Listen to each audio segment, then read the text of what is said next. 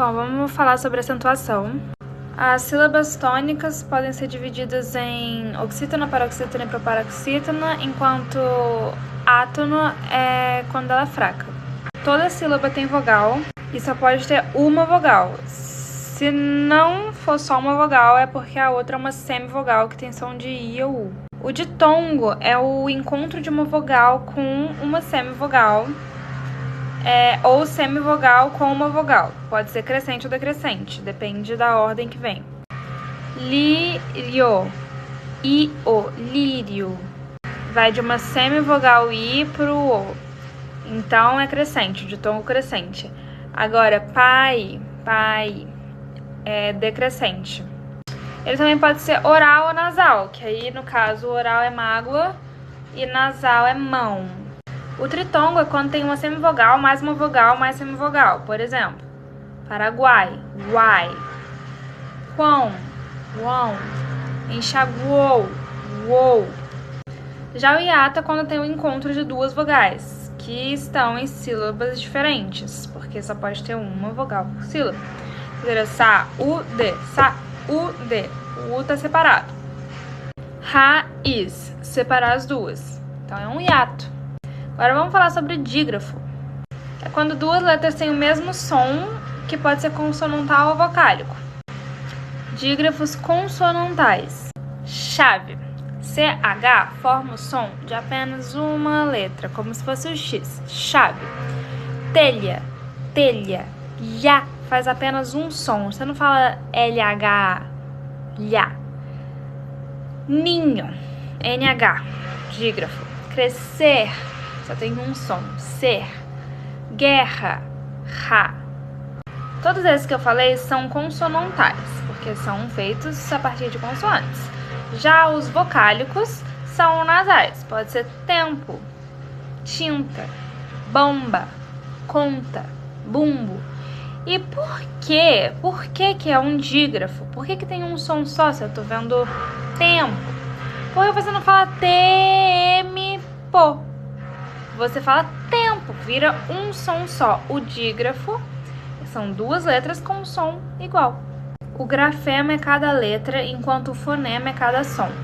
Então, em tampa, nós temos 5 grafemas, são 5 letras, mas apenas 4 sons, porque de tampa vira um som só. É outro dia, mas vamos continuar. Eu tô um pouco rouca.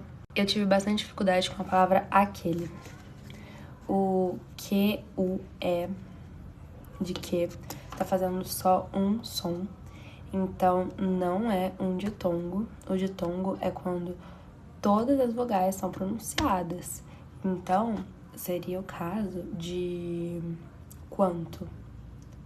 Quanto é um ditongo crescente.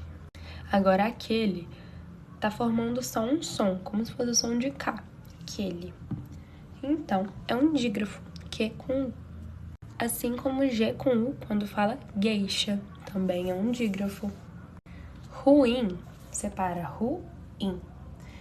E é um hiato, porque tem duas vogais que estão sendo separadas em cada uma sílaba. E tem um dígrafo vocálico, que é o in. Encontro consonantal são quando as duas consoantes são pronunciadas, como blusa, BL, prata, PR, afta, FT, ritmo, TM, apneia, PN. Agora vamos para a parte importante. 8 regras de acentuação gráfica.